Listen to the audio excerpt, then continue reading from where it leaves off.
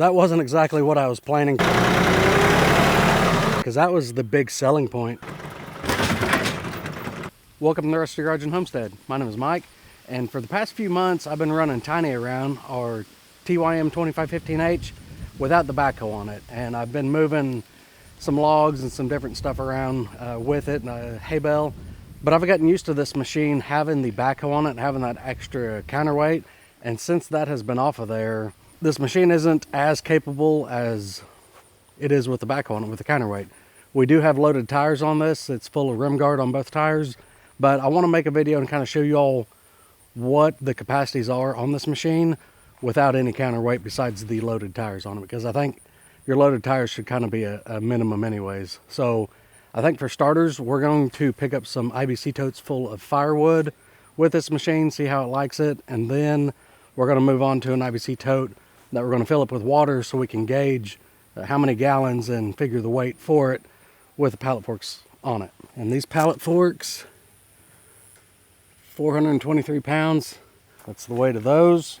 And I think we just will start with a larger IBC tote.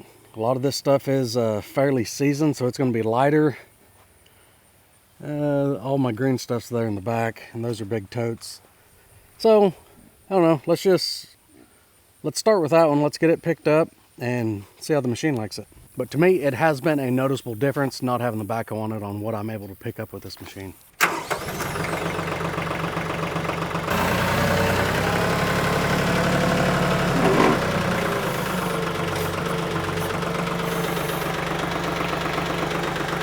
This tire already feels like it's coming up off the ground.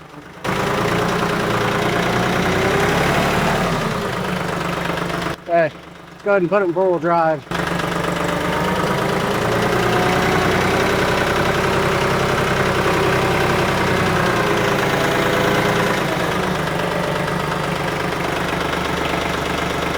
don't know if the camera's picking it up, but it feels like that tire's off the ground right now. And I don't have this IBC tote very high.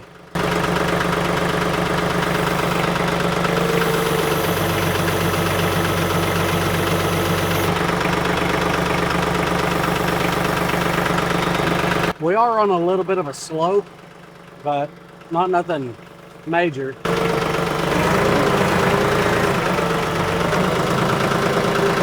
Just try to shift the load that way a little bit.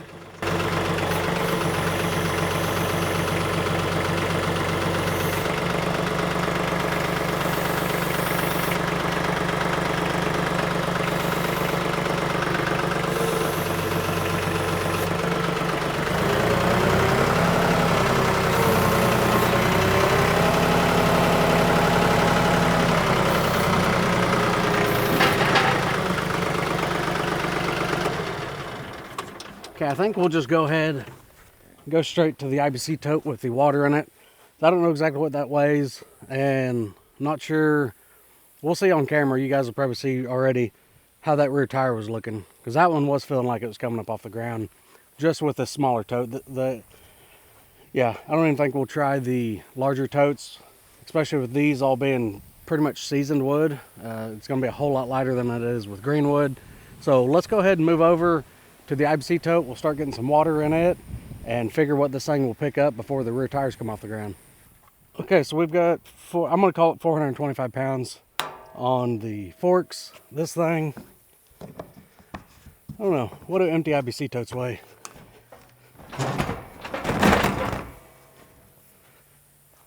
I don't know. Probably very conservative. We're just going to call this 50 pounds, so 475 total right here without any extra weight added to it. So I've got some pond dye, a couple gallons of pond dye. I'm going to go ahead and dump 2 gallons of pond dye in here just so we'll be able to see the water level a lot easier. The clear water in a white tote may not be the easiest to see, so let's go ahead and get some dye dumped in here and we'll start adding water. I think we're going to start this. I'm going to fill it up quite a ways, figure out how many gallons for, let's start at 1,600 pounds and just see how it feels with 1,600. Then we'll shoot up a couple hundred pounds each time, or 500 pounds or something like that, and we'll try to get to the capacity, the 2,200 pound lift capacity of this machine, figure out where that's at, and see what it does, see how it handles it with just loaded tires on the machine. I have already rinsed this tote out, but figure I need to put some pond dye in the pond here sometime anyways. Just as well just put it in a tote so we can see.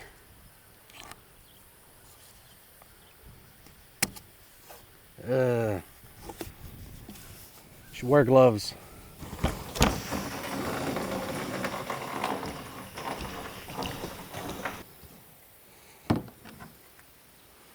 That stuff is blue for sure.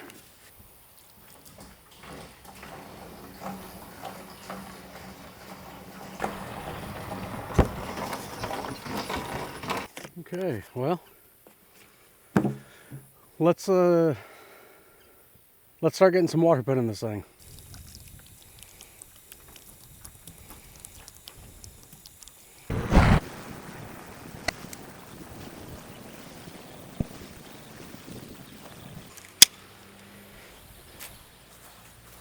Okay, so we are sitting right at 150 gallons in this tote. Okay, so 150 gallons times 8.34, that's what a gallon of water weighs. That's 1,251 pounds.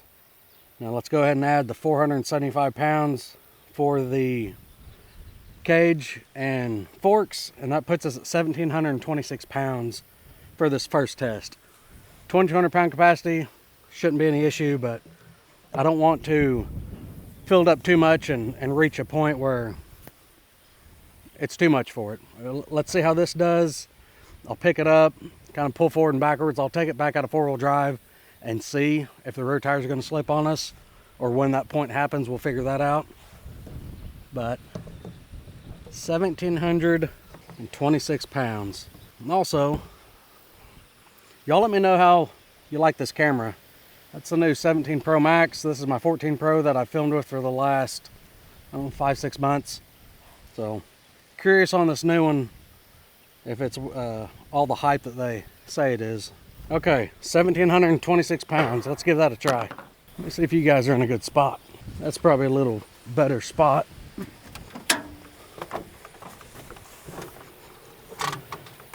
Okay, we're in two-wheel drive. Let's see.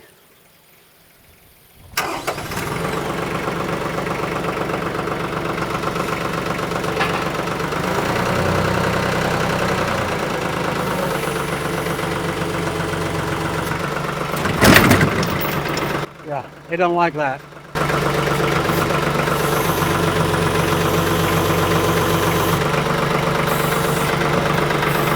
I don't know if you guys can see or not. I'll move the camera to this side so you can see.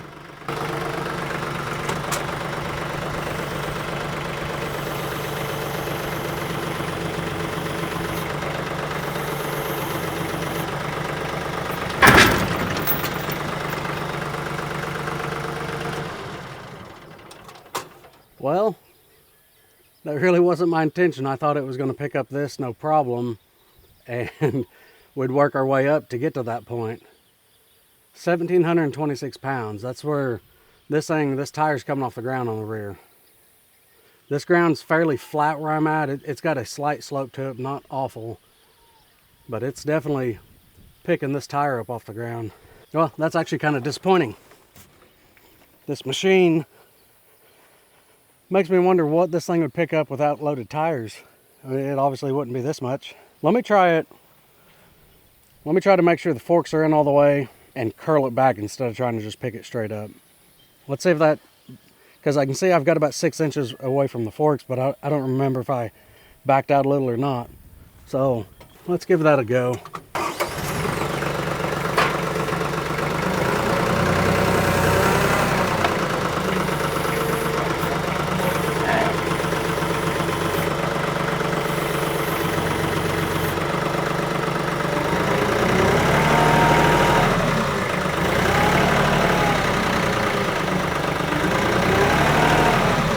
So we're definitely going to have to be in four-wheel drive to move this thing.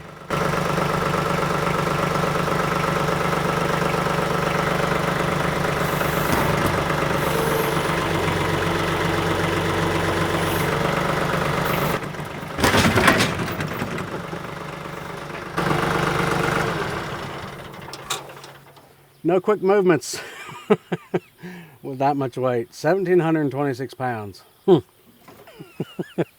Well, that isn't exactly what I was expecting or hoping for the test. I've been wanting to try this for a little while just to see, because I know I left the backhoe on this machine for a long time. Most of the time I've had it, the backhoe's been on it, and I've been able to pick up kind of whatever I wanted to, logs and stuff like that. And yeah, I knew there was a lot of weight put on the front axle picking up some of that stuff, but with the backhoe on the back, it did fine. And right now it's it's not picking up what it should be picking up. 1,726 pounds is a long ways from the 2,200 pound lift capacity. I was figuring 1,900, 1,800, somewhere in there is kind of where we'd get to that point that we just got. I guess we're not far off. Y'all leave your comments down below with your thoughts. Okay, I think I'm gonna go ahead and go get the backhoe, throw it on this machine, and well, we've seen how it handled this weight.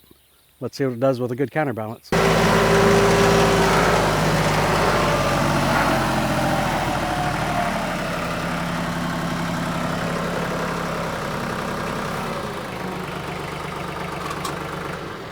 Okay, we've got the backhoe on the machine now. Really like that backhoe. It comes on and off really quick and easy. But we're still sitting at 150. I'll show you. There's the 150 mark. So backhoe's on. Let's see how it does with the backhoe.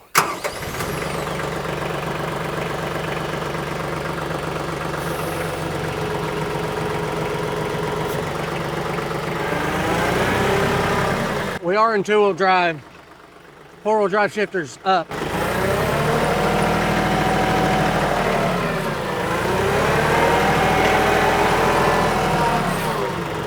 It feels stable.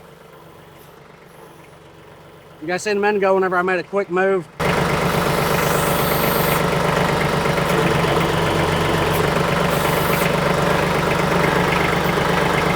It's rocking some, but it is handling it just fine. This machine, my thoughts are, this machine desperately needs something on the back of it if you don't have a backhoe. Ballast box filled with concrete or sand or heavy implement. I think what I'm going to end up doing, since I don't want to keep the backhoe on the machine all the time, is I think I'm going to build a 3-point attachment. I've got an extra set of forks. I think we'll do that, and I can just put an IBC tote on the back of this thing, get a hydraulic top link, and use that, and use a IBC tote for a counterbalance. I think that'll be quick and easy. I can pick them up whenever I want and have it, and drop it off whenever I'm done with it. But I mean, it made a huge difference just adding the backhoe, adding that extra weight to it. That wasn't exactly what I was planning for a video. I honestly thought it would pick up a little more than that. So yeah, hopefully you guys seen in the video how much the rear was coming up off the ground with 1,700 and whatever it was, 1,725 on this machine. A little disappointing, but hopefully you all will benefit from knowing that now. You need something. You got to have something to use the capacities that these machines have, because that was the big selling point on this machine and the Coyote, the 2620s, was the lifting capacity. It was substantially more than the Kubotas and John Deeres and stuff like that. So I'm sure a lot of you, just as myself, I want as much capacity as possible. So that's kind of what steered me the direction of this machine, is it's got the highest capacity in its class, but that doesn't mean anything if the rear tires are coming off the ground and it's unstable. So hopefully some of you all found the information in this video beneficial. I know I picked up a lot heavier stuff than that. I mean, you guys have seen I picked up all 4 of those IBC totes, the 330 gallons with some greener wood in them, not fully green but not fully seasoned, and loaded them onto our first gen, our flatbed, and this was the configuration of it. Those totes were heavy, and I was picking them up fairly high to get them up on top of the flatbed, and it did just fine.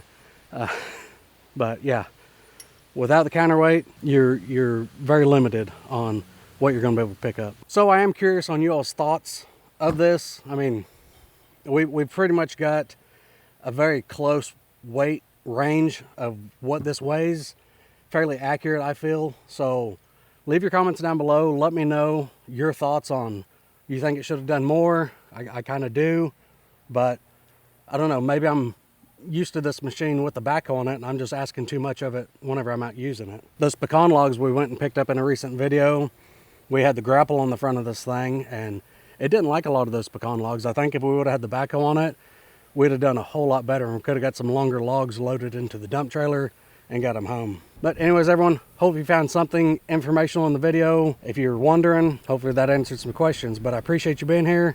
Thanks for watching, and we'll see you in the next one. I think we are going to go ahead, since we got the backhoe on here. That's about the only way I'm going to be able to get this tote safely down to the pond. So I don't want all this dye sitting in this tote, even though I'm pretty sure the tote's now going to be dyed. But we need to get this dumped in the pond anyways.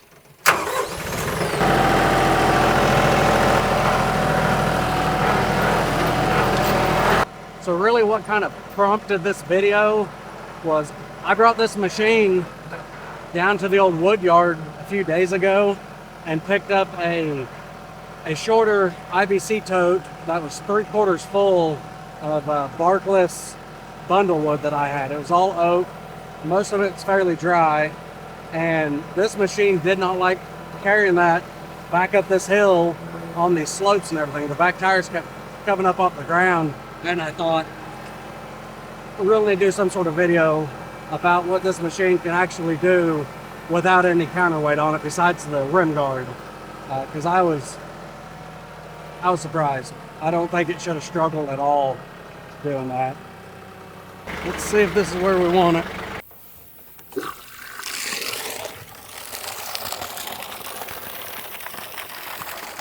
We've got a little bit of water coming in. There's supposed to be a little bit of rain coming in tomorrow also, so I try not to put a lot of dye in this pond when there's a lot of rain, but everything's pretty low right now, so I mean we could use a little more rain. Seemed to take forever to put 150 gallons of water in this thing. It's draining a whole lot quicker.